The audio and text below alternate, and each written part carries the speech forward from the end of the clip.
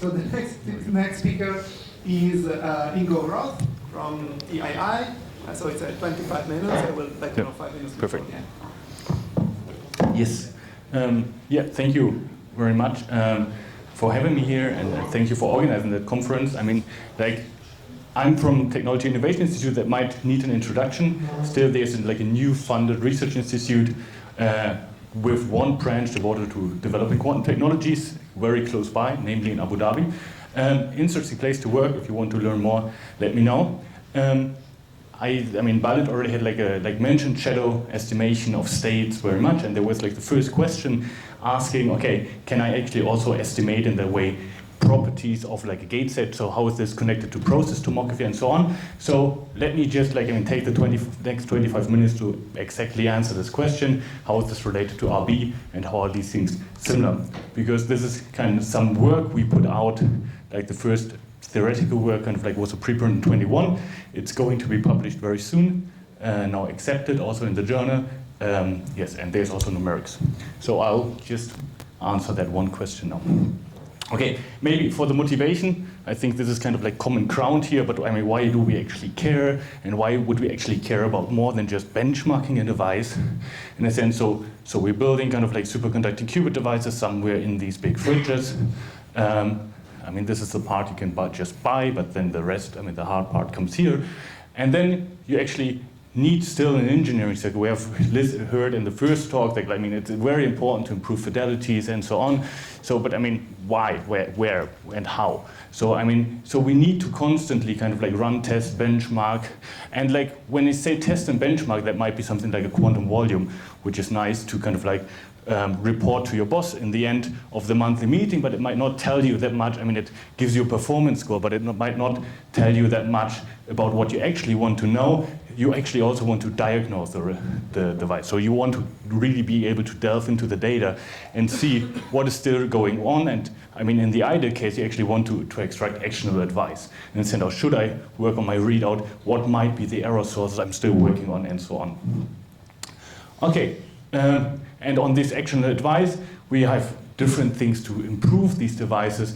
You might then, change your design. You might optimize your control. You might think of mitigating the effect of noise by kind of like classical post-processing, or just changing the circuit compilation, transpilation. There are many different things. But I mean, all of this boils down that we need a flexible toolbox to actually learn a lot about implementation of quantum gates on these devices. Okay. And so this gives kind of like the motivation for quantum device characterization, and there are a lot of like different tasks that kind of like are used not always kind of like in a clear separation of languages. So so just to mention, so that we are in the common place, you might talk about identification of quantum systems. So for example, state tomography, process tomography, and so on. You might talk about learning them, which is kind of like finding one ansatz class that generalizes on data, but not necessarily a unique point in an ansatz class. You might talk about estimation of certain quantities, like an average gate fidelity, and so on. You might call about certification, verification of property testing, which is kind of like you have a specification of your device. Does it comply with that specification? For example, is a fidelity better than something? And then if you strictly narrow down, benchmarking would just be, give me one number, one reproducible test, give me another number, which device is better? Did I do an improvement? Am I still on track on reporting quantum volume? So we have different techniques, and even similar and overlapping techniques for all these different things. And the main thing we should always think about when coming across these type of techniques is, there are three main desiderata. The one is kind of like the efficiency of the protocol. So how scalable are they? Can I apply them to 2, 3, 4 qubits, hundreds of qubits? Maybe not. And this is kind of like many, in practice, that might be many different numbers actually coming in from the theory. There might be something like the sample complexity, so the number of repetitions of a quantum state coming in. There might be the measurement complexity, like how many different measurement rotations do I need to perform. The post-processing might have complexity and time storage. There might even be communication complexity between your controller electronics and so on. So that's kind of the reason why there's many protocols, because they all kind of try to address different problems. The other big kind of axis is kind of assumptions. So is it actually realizable? Do I need, like, I mean, very good entanglement to even like pull off these measurements that might be a non-start to begin with current devices? Do they actually come with some theoretical guarantees that I kind of like know what I'm doing? And are they robust? I'll come to that. And then the last thing is kind of like, how informative are this? Is it just a single number that I can report, but I don't know what it actually means? Does it have physical interpretation? Is it maybe even more numbers? Is it even reporting kind of like an over-rotation or under-rotation and so on?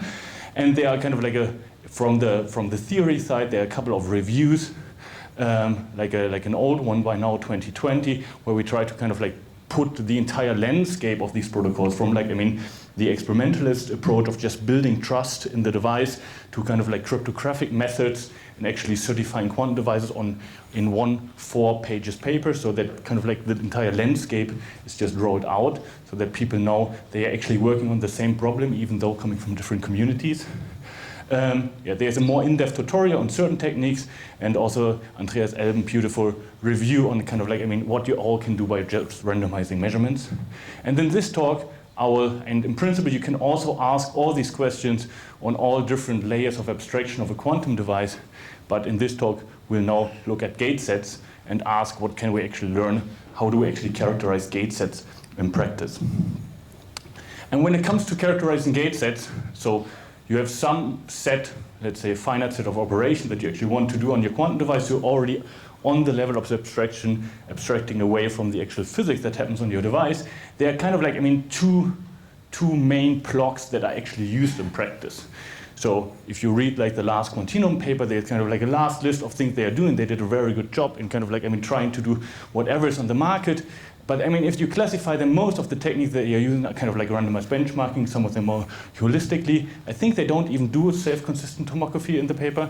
It's also something you could arguably do, but it's much more expensive. So there's these two blobs, and I mean the problem is, okay, if you go from randomized benchmarking to gate set tomography, where you try to self-consistently learn your entire implementation, you get more information, but you are less scalable. While like, I mean, these techniques are actually scalable and therefore like, I mean, very attractive for the practitioner, but I mean, arguably the amount of information you extract also like becomes, I mean, you can increase it by going to kind of like derived techniques, but I mean, you're also investing more and more resources. The main reason I think why, like, I mean, these are the two dominant techniques for characterizing gate sets is, okay, just their robustness. They both kind of like, I mean, fulfill the problem that they are spam robust. This even self-consistent in the sense of like, okay, what's the problem with spam? If you do some measurements with a gate and you have a state and a measurement, afterwards you get some data that's actually linear in the state but also linear in the measurement. So you need to kind of like, I mean, repeat different gates and then like look at the signal form in order to kind of like get a spam robust estimate, and this is exactly what randomized benchmarking is doing. So just as a small reminder, you just randomly pressing your button. In the standard randomized benchmarking, the last button you press, try to kind of like, I mean, invert all the actions so that in an ideal world you would just see like the zero probability surviving, and then you can just infer the effect of the implementation by just looking at the decay of your signal.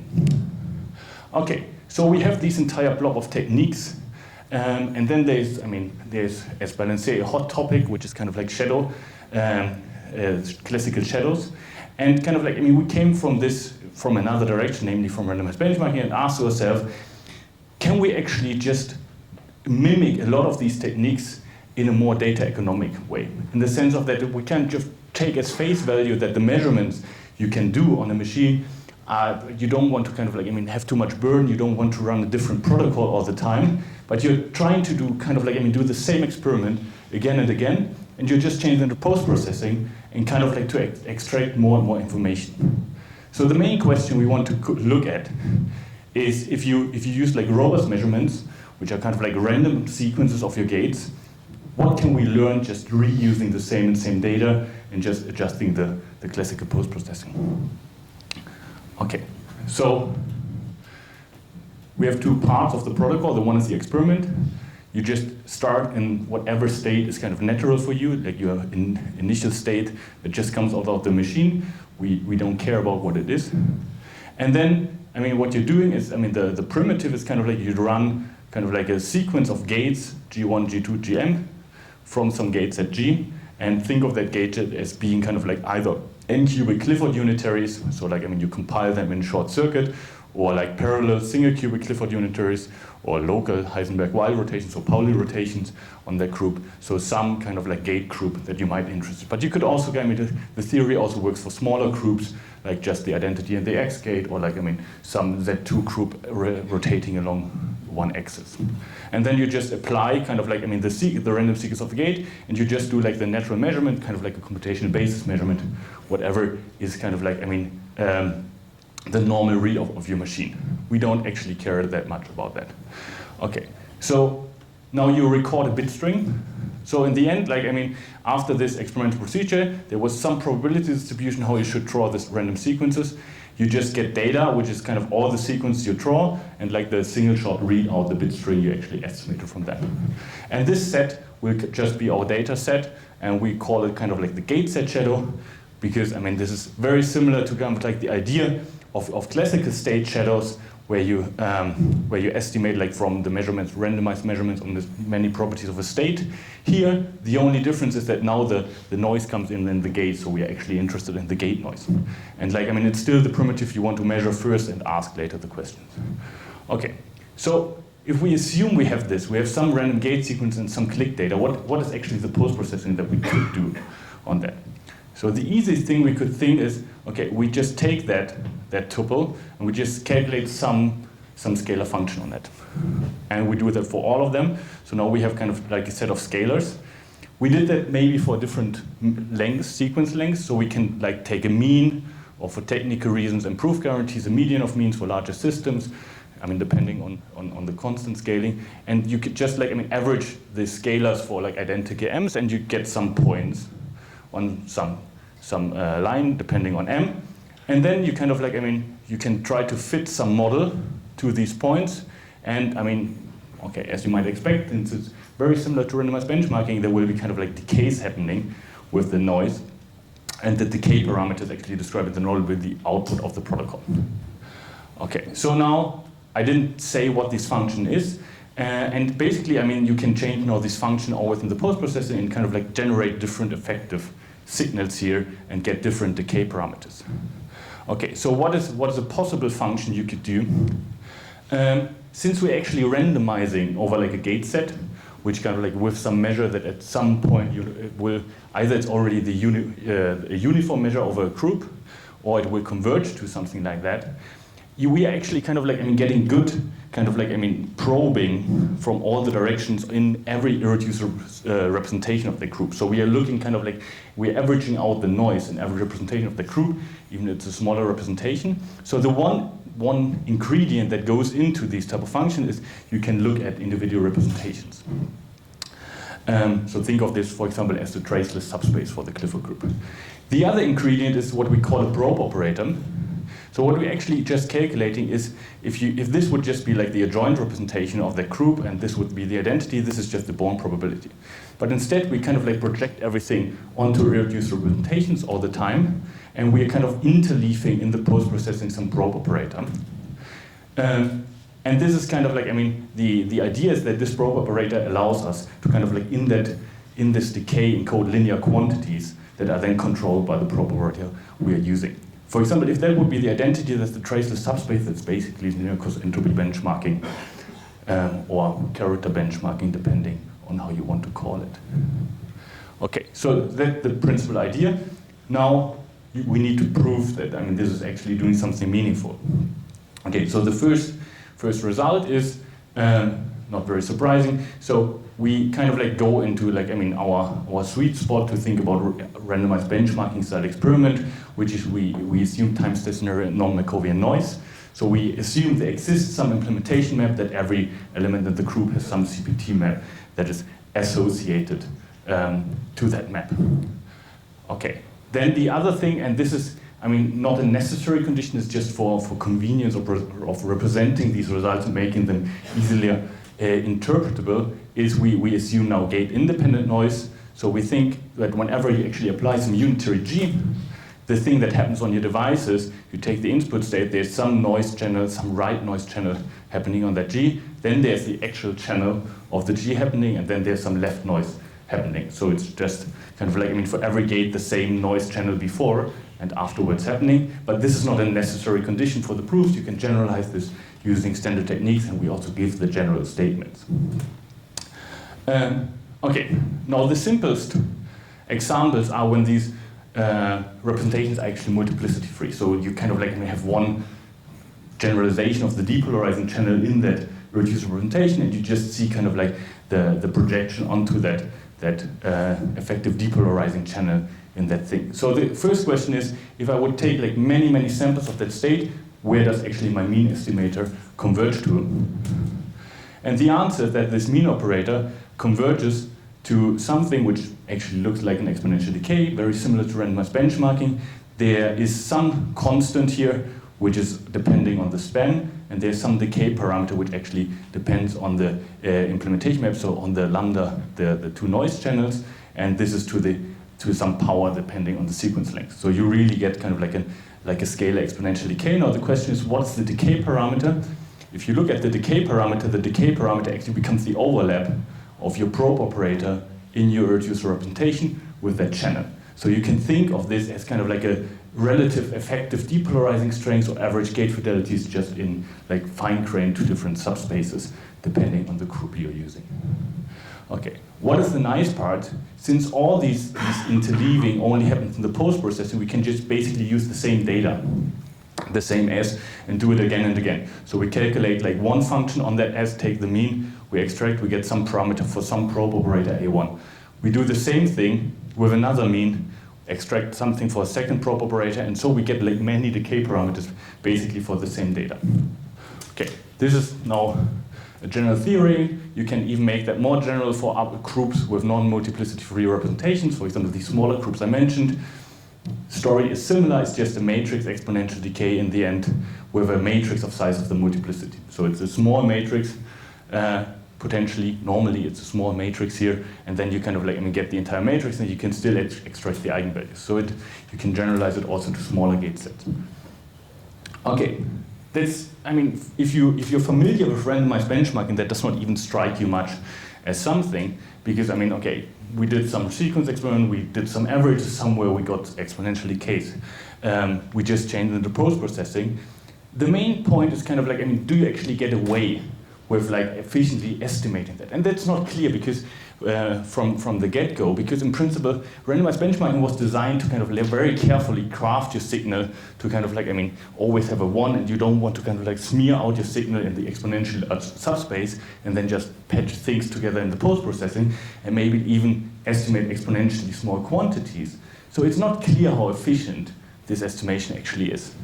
And there kind of like, I mean, a surprising generalization of the classical shadow results is that like just the general statement is you can also control the sample complexity, so the number of the state you need to do with the same techniques as in the classical shadows, but with a different norm, which we call the dynamic shadow norm.